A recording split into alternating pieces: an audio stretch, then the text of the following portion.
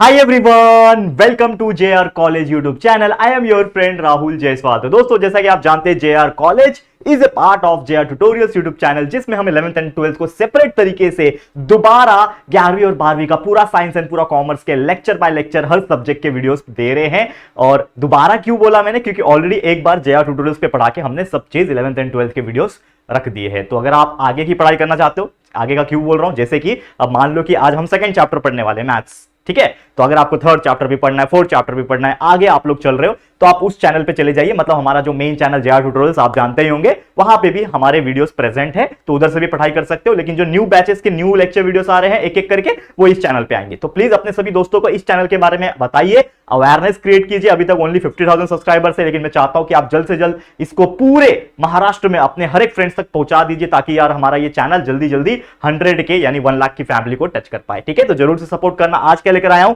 एक 12th के लिए। देखो 10th बोलने की आदत हो गई है, क्योंकि हम 10th के वीडियोस काफी प्रोड्यूस करते हैं, लेकिन 12th के लिए 12th मैथमेटिक्स पार्ट 1 मैथ्स 1 का एक चैप्टर मैथमेटिकल लॉजिक ऑलरेडी पूरा कंप्लीट कर दिया। हर टॉपिक, हर प्रैक्टिस सेट करा दिया, एक्सरसाइज करा दिया। आज से शुरुआत करेंगे हम लोग चैप्टर नंबर 2, जिसका नाम क्या है दोस्तों, matrices. One of the easiest chapter. अगर आपको 12th में मैथ्स 1 में अच्छे मार्क्स स्कोर करने हैं, मतलब मैथ्स 1 अलग से तो पूछता नहीं, लेकिन ये जो कैटेगरी है इसमें अच्छे मार्क्स स्कोर करने हैं, तो डेफिनेटली यार ये आपको बहुत मजेदार लगेगा ये चैप्टर। ये बहुत इजी चैप्टर है, लेकिन थोड़ा सा दिमाग आपको लगाना पड़ेगा। तो क्या है मैट्रिसेस, बात करेंगे। पहला लेक्चर होने वाला है, जरूर से शुरुआत करेंगे। लेकिन इसके पहले इंस्टाग्राम पे जरूर से फॉलो कर लेना, हमारे ऐप को डाउनलोड कर लेना और ऐप को इंस्टॉल करके उसके अंदर रजिस्टर हो जाना, क्योंकि ऐप के अंदर आपको फ्री ऑफ कॉस्ट नोट्स देखने मिल जाएंगे। नोट्स के ऊपर काम चल रहा है। काम मतलब क्या है कि बहुत सारी एडिटिंग्स आ जाती है उसमें, और बहुत सारे लाइक मर्ज वगैरह आ जाती है पीडीएफ को लेके, तो वो हमारी टीम कर रही है काम, और बैकएंड में हम आपको एप्लीकेशन पे अपलोड करेंगे। लेकिन तब तक उसके पहले आप जितना हो सके डाउनलोड कर लेना और अपने सभी दोस्तों को बता देना। चलिए शुरुआत करेंगे। आज एक्सरसाइज 2.1 डायरेक्टली देखने वाले हैं, जिसमें कुछ चीजें हम देखेंगे। सबसे पहले हम समझते हैं कि what do mean by elementary transformation. देखो आपने 11th स्टैंडर्ड में भी मैट्रिसेस पढ़ा है, ठीक है। आप 12वीं में आ गए, 11वीं मैथ्स 1 में भी मैट्रिसेस चैप्टर था, ठीक है। तो आपने वो उम्मीद करता हूं ये पढ़ा होगा, ठीक है। अब ये जो चैप्टर है मैट्रिसेस, ये एक ऐसा चैप्टर है जो आप लोग को इसके जो बेसिक रूल्स थे वो मैं ऐसा मान के चलता हूं कि आपको पता होंगे। क्यों पता होंगे, क्योंकि आपने 11वीं पढ़ा है दोस्तों। और 11वीं, जैसे मैंने हमेशा बोला है आपको कि 11वीं is the base of 12th। तो जो बच्चे ने 11वीं सीरियसली लिया है, पढ़ाई किया होगा, मैट्रिसेस खासकर पढ़ा होगा, तो उसको ये चैप्टर इजी लगेगा। लेकिन जिनको नहीं पता, तो एक बार आप हमारे 11th के वीडियोस जाके देख सकते हो। जेआर ट्यूटोरियल्स पे भी मिल जाएगा आपको मैट्रिसेस के चैप्टर, जिसमें कई सारी चीजें कि क्या होता है एलिमेंट्री ट्रांसफॉर्मेशन, रो ट्रांसफॉर्मेशन क्या होता है, कॉलम ट्रांसफॉर्मेशन क्या होता है upper triangular matrix, lower triangular matrix, identity matrix क्या होता है, ठीक है ना। ये सभी चीज पता होना चाहिए। लेकिन फिर भी कुछ इंपॉर्टेंट टर्म्स जो हम यहां पे लिख कर लाए हैं वो आपको बताएंगे। सबसे पहले अगर मैं बात करूं यहां पे, जो कि है इंटरचेंज ऑफ एनी टू और any two columns, any two row any two column. Basically matrices होता क्या है, जैसे एग्जांपल के तौर पे बात करें, ये हमारा मान लो एक मैट्रिसेस है, 2x2 का ये मैट्रिक्स है। आपको दिख रहा है 2x2 भी हो सकता है, 3x3 भी होता है, मतलब 3 रो 3 कॉलम, ठीक है। तो ये 2x2 का मैट्रिक्स है। अब ये 2x2 को हम लोग क्या बोल रहे हैं, इंटरचेंज ऑफ एनी टू रो और एनी टू कॉलम, मतलब कोई भी 2 रो या फिर 2 कॉलम को हम इंटरचेंज कर सकते हैं। मान लो एग्जाम में क्वेश्चन आता है कि ऐसा कुछ दिया है और आपको बोल रहा रहेगा कि R1 को इंटरचेंज करो R2 से। मतलब क्या करना है, ऐसा वाला जो होता है हॉरिजॉन्टल हमेशा जो होता है वो रो होता है, वर्टिकल जो होता है वो कॉलम होता है, याद रखना। मतलब ये आपका R1 है, ये आपका R2 है, ये C1 है, ये C2 है, मतलब कॉलम 1 कॉलम 2। तो यहां पे R1 को R2 से चेंज करने बोल रहा है, मतलब ये रो 1 को रो 2 से चेंज कर देना है। तो हमारा जो नया बनेगा वो क्या बनेगा, ये 1 2 जो R1 था वो बन जाएगा R2, मतलब 1 2 नीचे आ जाएगा आपका, और जो 3 4 R2 था, मतलब रो 2 था, वो R1 की जगह पे आ जाएगा, मतलब 3 4। तो ये बन गया आपका इंटरचेंज वाला। तो इस प्रकार से चाहे रो का आए चाहे कॉलम का आए, आप इंटरचेंज कर सकते हो डायरेक्टली, जो आपको बोला रहेगा करने के लिए। और अगर आपको नहीं बोला है तो आपको कुछ चीजें बोला रहेगा कि यार ऐसा करके दिखाओ, तो आपको दिमाग लगाना है कि क्या हम लोग इंटरचेंज कर सकते हैं। तो ये था पहले वाला प्रॉपर्टी कि आपको इंटरचेंज करने की जब जरूरत पड़े तो आप बिंदास कर सकते हो, कोई परेशानी नहीं है। हम एग्जांपल देखेंगे तो ज्यादा बेटर वे में समझा पाएंगे, लेकिन अभी यहां पे इस चीज को खाली समझ के ले लो, ठीक है। क्लियर है।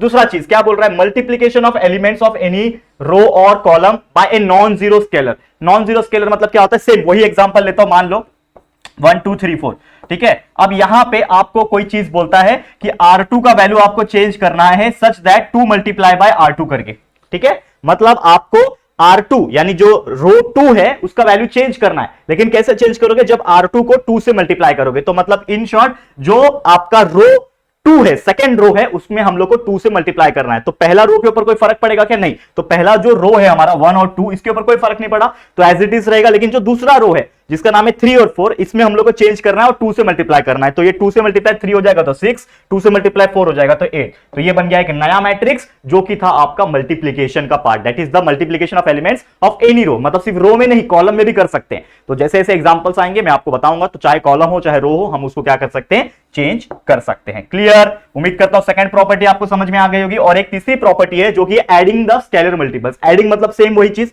मान लो कि मेरे पास वही एक मैट्रिक्स दिया हुआ है 1 2 3 4। अब मुझे यहां पे बोल रहा है, क्या करने बोल रहा है यहां पे, कि हम लोग को कॉलम 2 को क्या करना है, प्लस करना है कॉलम 1 के साथ। ठीक है, चेंज किसको करना है, जो पहला चीज दिया है कॉलम 2 को प्लस करना है कॉलम 1 के साथ। तो हमारा वैल्यू क्या आएगा मुझे बताओ, जो नया मैट्रिक्स बनेगा वो कैसे बनेगा, कॉलम 2 को चेंज करना है, कॉलम 1 चेंज नहीं होगा। तो कॉलम 1 ये रहा पहला वाला कॉलम, तो ये एज इट इज रहेगा 1 और 3। ठीक है, लेकिन जो दूसरा वाला कॉलम है ये वाला 2 और 4 वाला, ये चेंज होके C2 प्लस C1 जाएगा। मतलब ये इसके साथ प्लस होगा, तो ये पहला कॉलम है, ये दूसरा, ये पहला, तो दूसरा वाला पहले को प्लस करेगा। तो 2 + 1 3। देखो क्या किया मैंने, ये 2 + 1 3, वैसे ये 4 + 3 7। तो ये बन गया आपका एक नया मैट्रिक्स। मतलब क्या करना है आपको, कॉलम को जो पहले वाले कॉलम है उसके साथ प्लस करना है। तो ऐसे जो भी कंडीशन दिए रहेंगे, मान लो आपको दिया रहेगा R2 + 2R1 करो, ठीक है ना, R3 - 3R2 करो, ऐसे डिपेंड करता है, अलग अलग चीजें आपको दी रहेगी और उसके हिसाब से आपको करना है। बस दिमाग का खेल है और कुछ नहीं। मतलब ये एक ऐसा चीज है जो ऑटोमेटिकली सॉल्व होता चला जाएगा, बस आपको सॉल्व करता है। जैसे बचपन में हम लोग प्लस करते जाते थे, ऑटोमेटिकली रिजल्ट आते जाता था, सेम उसी प्रकार ये चीजें करनी है और कुछ है ही नहीं इसके अंदर। समझ में आ गया?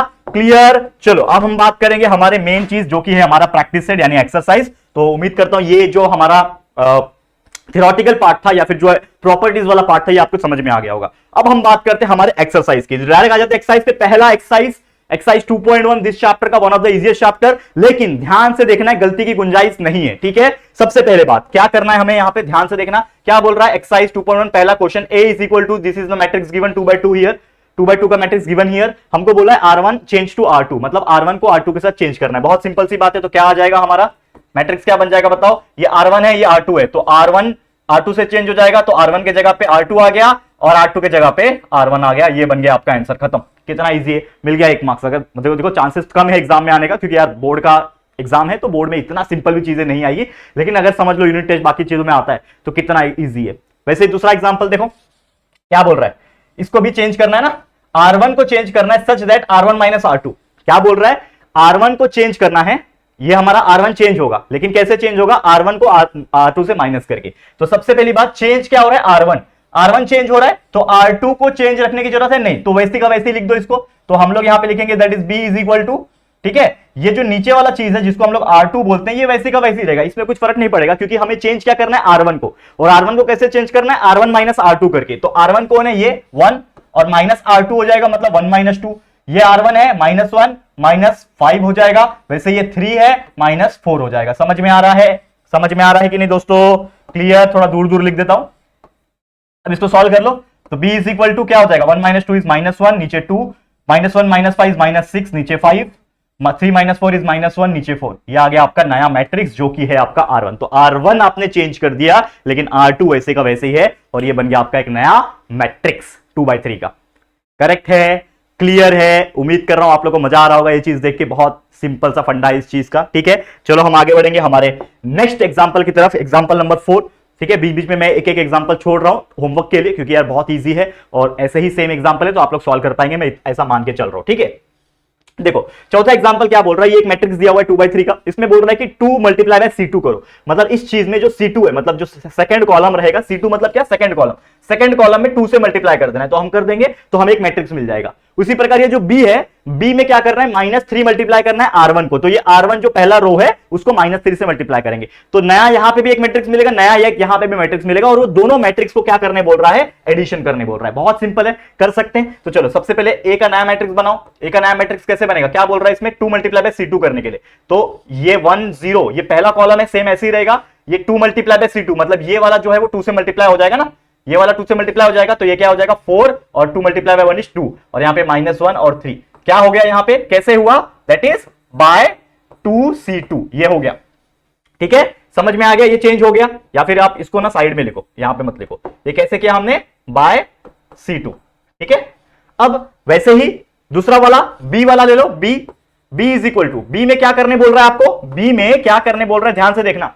बी में बोल रहा है कि -3 को मल्टीप्लाई करो R1 के साथ, तो ये R1 चेंज होगा, -3 R1 के साथ मल्टीप्लाई करो तो R1 ही चेंज होगा, मतलब ये नीचे वाला R2 जो है 2 4 5 ये वैसी का वैसी रहेगा, तो लिख दो इसको 2 4 5, ये वैसी का वैसी, लेकिन ऊपर -3 के साथ ये मल्टीप्लाई हो जाएगा, तो बताओ ये -3 मल्टीप्लाई बाय 1 क्या हो जाएगा, -3 मल्टीप्लाई बाय 0 क्या हो जाएगा, ये 0, और -3 मल्टीप्लाई बाय 2 कितना हो जाएगा, -6। समझ में आया? ये कैसे आया?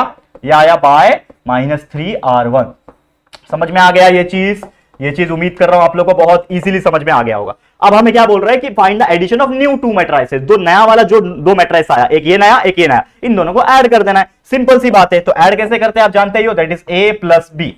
ये A है ये B है, इन दोनों को प्लस करना है, तो कैसे प्लस होता है, जैसे मैंने आपको बताया था, पहले जो चीज है वो लिख दो, दैट इज 1 4 -1 0 2 3, इसको प्लस करना है किसके साथ, इसके साथ, क्या है -3 0 -6 और 2 4 5, इन दोनों को प्लस करना है। तो जैसे मैंने बताया प्लस कैसे होता है, एक दूसरे के सामने सामने जो भी रहेगा वो प्लस हो जाते हैं। तो ये A plus B is equal to, कैसे प्लस होंगे, ये 1 है, 1 के साथ में इसके जगह पे क्या है -3, तो ये 1 और ये -3 प्लस होके क्या बन जाएंगे, 1 प्लस -3 मतलब 1 -3 हो जाएगा ना, लिख दिया। फिर ये 4 है ये 0 है, तो क्या हो जाएगा 4 प्लस 0, फिर ये -1 प्लस -6 मतलब -1 -6 -1 -6, ठीक है। नीचे 0 2 के साथ प्लस होगा तो मतलब 0 प्लस 2, 2 4 के साथ प्लस होगा मतलब 2 प्लस 4, और ये 3 5 के साथ प्लस होगा मतलब 3 प्लस 5, ठीक है। अब इसका वैल्यू निकाल दो, बस आ गया हमारा आंसर, खत्म। कैसे आएगा, 1 -3 कितना होता है, -2 होता है, 2 प्लस 0 कितना होता है, 2 होता है, 4 प्लस 0 कितना होता है, 4 होता है, 2 प्लस 4 कितना होता है, 6 होता है, -1 -6 -7 होता है, 3 प्लस 5 8 होता है। ये आ गया आपका फाइनल आंसर, खत्म कहानी। This is your new matrices by adding the new value of A and B। कितना इजी था आप मुझे बताओ, कमेंट करके बताओ, है कि नहीं, इजी है। आगे बढ़ जाए, अभी तो आगे बढ़ने दो, ठीक है। चलो आगे बढ़ जाते हैं, नेक्स्ट क्वेश्चन पे जाते हैं। क्या है अगला क्वेश्चन, ध्यान देना। देखो 5वां क्वेश्चन आ गया यहां पे, इसको समझने की कोशिश करते हैं। देखो 5वां क्वेश्चन क्या बोल रहा है कि A का एक वैल्यू दिया है, मतलब मैट्रिसेस है, जो कि 3x3 मैट्रिक्स दिख रहा है आपको, टोटल 9 इसके अंदर एलिमेंट्स है, तो ये 3x3 का मैट्रिक्स दिया हुआ है हमें, ठीक है। अब इसमें क्या बोल रहा है कि इसमें हमें 3 मल्टीप्लाई बाय R3 करना है, मतलब ये जो है इसमें पहला रो, दूसरा रो, तीसरा रो, ये जो तीसरा रो है इसको 3 से मल्टीप्लाई करना है, कर देंगे, कोई परेशानी नहीं है। और उसके बाद जब वो नया वैल्यू आएगा उसमें हम लोग को C3 प्लस 2C2 करना है, कर देंगे, कोई परेशानी नहीं है। मतलब सबसे पहले तो हम लोग क्या करेंगे, इस मैट्रिक्स के अंदर क्या करेंगे, बाय 3R3 करेंगे। 3R3 मतलब इस चीज में चेंजेस क्या होगा कि ये जो थर्ड रो है इसमें 3 का मल्टीप्लीकेशन हो जाएगा, तो A इज इक्वल टू, ये पहला रो और दूसरा रो सेम रहेंगे क्योंकि उसमें कोई चेंजेस नहीं है, तो 1 -1 और 3, फिर 2 1 और 0, इसमें कोई चेंजेस नहीं होगा। चेंजेस क्या हो रहा है 3R3 में, मतलब 3 को R3 से मल्टीप्लाई करना है, तो रो 3, ये 3 ऑलरेडी दिया है तो 3 से मल्टीप्लाई हो जाएगा तो 9, ये 3 ऑलरेडी दिया 3 से मल्टीप्लाई हो जाएगा 9, ये 1 है 3 से मल्टीप्लाई हो जाएगा तो 3, तो ये बन गया हमारा एक नया मैट्रिक्स, ठीक है। फिर क्या बोल रहा है कि C3 को 2C2 करो, मतलब चेंज क्या होगा, C3 होगा, पहला जो चीज होता है वही चेंज होता है, तो C3 चेंज हो रहा है, कैसे चेंज हो रहा है, C3 प्लस 2C2, ठीक है। तो मतलब ये पहला कॉलम, दूसरा कॉलम, ये तीसरा कॉलम, तो मतलब ये मेरा C3 है, ये चेंज होगा, तो ये दोनों बाकी जो है ये सेम रहेंगे, तो लिख दो वैसी का वैसी। 1 2 9 पहला कॉलम एज इट इज रहेगा, कोई चेंज नहीं होगा। दूसरा कॉलम क्या है, -1 1 और 9, ये भी कोई चेंजेस होगा नहीं होगा। चेंज कहां हो रहा है, C3 प्लस 2C2 हो रहा है, मतलब यही चेंज हो रहा है, ये चेंज हो रहा है, तो ये कौन है, ये थर्ड रो है, सॉरी थर्ड कॉलम है, तो ये चेंज होगा। लेकिन कैसे होगा कि C3 का जो वैल्यू रहेगा वो 2 मल्टीप्लाई बाय C2 रहेगा, मतलब C3 का जो वैल्यू रहेगा प्लस होगा 2 मल्टीप्लाई बाय उसके पहले वाले यानी C2 से। C2 का वैल्यू कितना है, -1, तो ये हो गया। वैसे इसको भी इसके साथ कर दो, तो ये C3 plus 2 multiply by C3 plus 2 multiply by C2, C2 कितना है 1 यहां पे। वैसे ये 3 C3 है ना, ये C3 plus 2 multiply by C2, C2 का वैल्यू क्या है यहां पे 9। अब इसको सॉल्व कर लो, आपका आंसर आ जाएगा। देखो यहां पे ध्यान से, तो A इज इक्वल टू क्या आ रहा है आंसर, ये दोनों को कुछ फर्क पड़ेगा नहीं पड़ेगा, तो 1 2 9 सेम 1 2 9 और ये -1 1 9, ठीक है, -1 1 और 9, इसको कुछ फर्क पड़ा नहीं पड़ा। अब इन दोनों को मल्टीप्लाई कर लो, 3 plus 2 multiply by -1, 2 multiply by -1 मतलब -2, 3 -2 कितना हो जाएगा 1, तो यहां पे आंसर क्या आएगा 1, ठीक है। वैसे 0 plus 2 multiply by 1, 2 multiply by 1 is 2, 2 plus 0 is 2, तो आपका आंसर यहां पे आएगा 2। वैसे ही 2 मल्टीप्लाई बाय 9 इज 18, देखो 2 multiply by 9 is 18, 18 plus 3, 18 plus 3 is 21, ठीक है, यहां पे लिख दो 21, खत्म कहानी, आ गया आपका आंसर।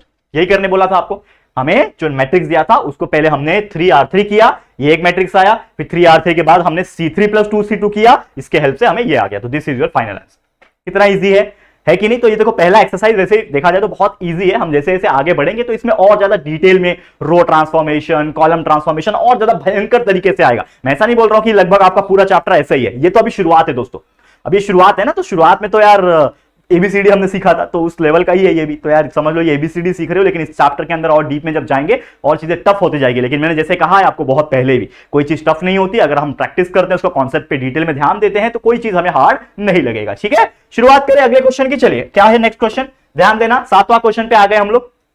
क्या बोल रहा है क्वेश्चन, देखो ध्यान से। Use suitable transformation on 1 2 3 4। एक 2x2 का मैट्रिक्स दिया है जो कि है 1 2 3 4 का। ठीक है, हमें बोल रहा है convert it into an upper triangular matrix. ये क्या है, अपर ट्रायंगुलर मैट्रिक्स क्या है? तो अगर आपने, जैसे मैंने शुरुआत में ही लेक्चर में, इस लेक्चर के शुरुआत में कहा था, अगर आपको कॉन्सेप्ट पता है 11th स्टैंडर्ड का मैट्रिसेस का, तो आपको ये चीज इजी लगेगा। तो जिसको नहीं पता कि अपर ट्रायंगुलर मैट्रिक्स होता क्या है, तो मैं एक शॉर्ट में बता देता हूं। मान लो कि ये हमारा क्या है, एक 2x2 का मैट्रिक्स है। तो अपर ट्रायंगुलर मैट्रिक्स मतलब क्या होता है कि ऊपर आपका ट्रायंगल बनना चाहिए, मतलब ऊपर की तरफ जो है ये ट्रायंगल बनना चाहिए। अब ये ऊपर की तरफ ट्रायंगल बन रहा है, मतलब क्या रियल में ट्रायंगल बनाना है कि नहीं? ऐसा नहीं। इसका मतलब ये है कि यहां पे जो 3 वैल्यू है, 1 2 3, ये 3 वैल्यू रहेंगे चलेगा, लेकिन ये जो अकेला बच रहा है ये होना चाहिए 0। मतलब इन शॉर्ट हमें यहां पे 1 2 3 4 में ये जो ये वर्ड है इसको 0 बनाना है। वही अगर 3x3 मैट्रिक्स होता तो देखो यहां पे 1 2 3 4 5 6 7 8 9, तो यहां पे अपर ट्रायंगुलर मैट्रिक्स कैसे बनता? यहां पे अपर ट्रायंगुलर मैट्रिक्स मतलब कैसे बनता?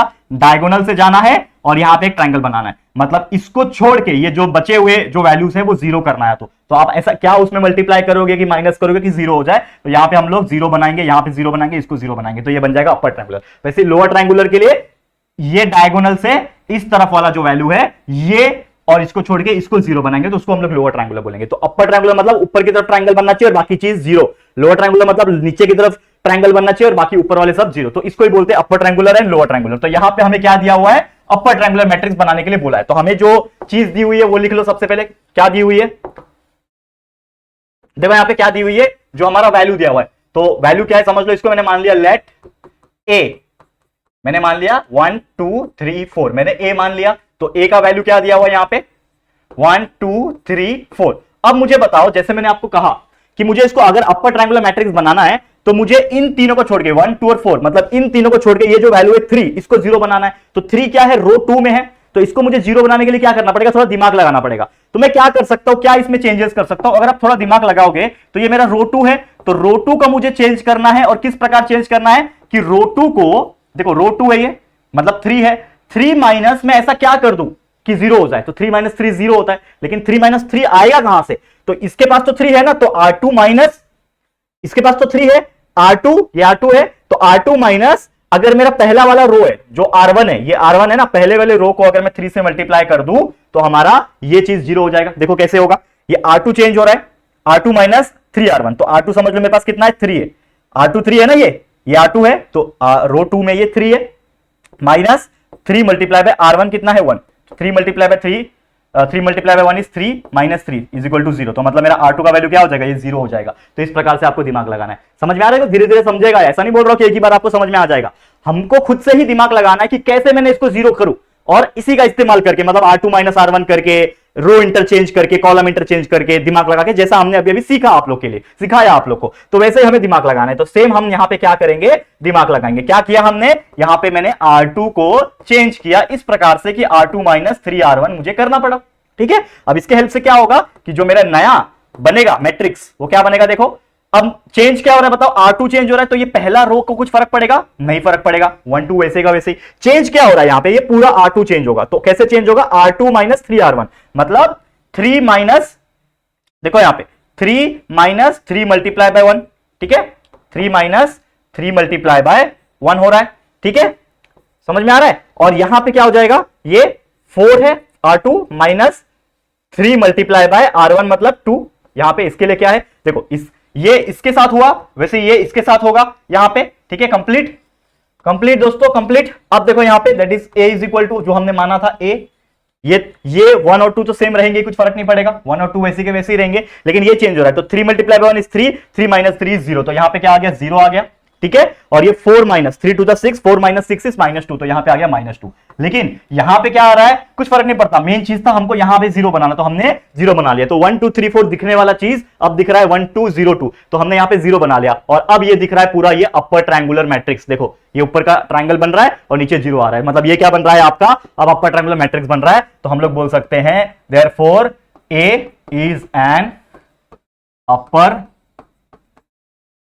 Triangular matrix. क्या बन रहा है, अपर ट्रायंगुलर मैट्रिक्स बन रहा है। क्लियर, समझ में आ रहा है, इजी है, कोई प्रॉब्लम यहां पे नहीं होना चाहिए। तो हमने क्या बना दिया कि ये जो मैट्रिक्स दिया था इसको हमने अपर ट्रायंगुलर मैट्रिक्स में कन्वर्ट आसानी से कर दिया।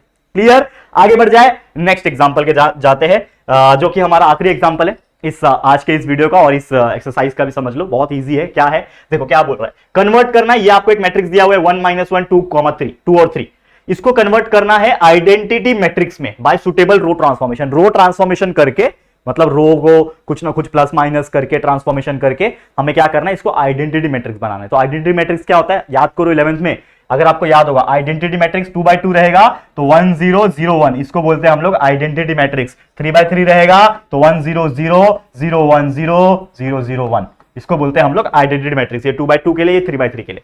तो अब ये 2x2 का दिया हुआ है, तो मतलब इसको ऐसा बनाना है। कैसे बनाएंगे, बहुत इजी है, टेंशन मत लेना। नहीं तो आप सोच रहे हो कि सर कैसे बनेगा, सब चीज मुमकिन है, बस दिमाग का खेल है। हमारे दिमाग में बहुत ताकत होती है दोस्तों, बस सोचना है हमें। अब देखो क्या दिया हुआ है, हम लोग मान लेते हैं अगेन इसको, let a is equal to 1 -1 2, 2 और 3। अब मुझे सबसे पहले तो मेरे दिमाग में रखना है कि मुझे कैसे बनाना है इसको, 1 0 0 1 जैसा बनाना है। इसको साइड में लिख के रखा मैंने ताकि हम लोग का दिमाग चलता रहे। तो मेरे पास ऊपर 1 है, यहां पे 1 है, बराबर है, मतलब पहला चीज का टेंशन खत्म। लेकिन इसको 0 बनाना है, ये जो 2 है ना, 2 के जगह पे यहां पे 0 है, मतलब मुझे इस 2 को 0 बनाना है। तो 2 को 0 कैसे बनाऊंगा, 2 multiply by 1 multiply 2 minus 1 multiply by 2 कर दूं।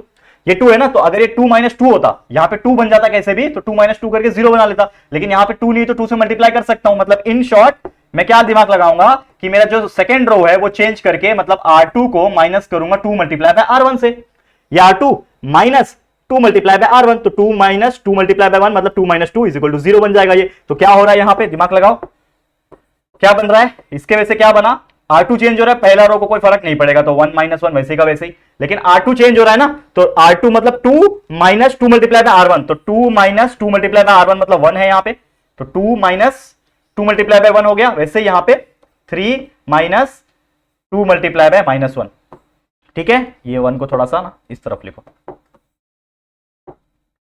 ठीक है। अब इसको सॉल्व कर लो, a इज इक्वल टू क्या आएगा 1। देखो ये जो है ना, ये स्टेप्स, ये मैं क्यों लिख रहा हूं बार बार, ताकि आपको मैं समझा सकूं। लेकिन आप लोग जब थोड़े और मैच्योर हो जाओगे, मतलब और अच्छे से प्रैक्टिस कर लोगे, तो ये स्टेप लिखने की जरूरत नहीं है। डायरेक्ट दिमाग में R2 - 2 R1, मतलब दिमाग से कैलकुलेशन करना, 2 - 2 मल्टीप्लाई बाय 1, तो मतलब 2 - 2 - 1 यहां पे डायरेक्टली 0 आ जाएगा। तो वो एक स्टेप, ये जो एक नया मैट्रिक्स आया ना आपके लिए, मतलब ये जो कैलकुलेशन दिखाने के लिए, ये करने की जरूरत नहीं है। तो ये आप लोग के लिए मैं समझा रहा हूं, क्योंकि अभी स्टार्टिंग चल रहा है। जैसे जैसे हम चैप्टर में आगे बढ़ेंगे, ये जो कैलकुलेशन करके दिखा रहा हूं ना, 2 - 2 ब्रैकेट 1 लिख के, तो वो लिखने की जरूरत नहीं, डायरेक्ट मैं आपको बताऊंगा, ठीक है। तो ये 1 है, 2 - 2 मल्टीप्लाई बाय 1 इज 2, 2 - 2 इज 0, तो यहां पे 0 आ गया। वैसे यहां पे भी 1 है, और ये 2 मल्टीप्लाई बाय -1 इज -2, 3 - 2 मतलब 3 + 2 इज इक्वल टू 5, तो ये आपका आ गया 5, ठीक है। ठीक है, यहां तक समझ में आ गया। अब देखो यहां पे 1 आ गया, यहां पे 0 आ गया, 1 आ गया, 0 आ गया। अब मुझे इस 5 को 1 बनाना है।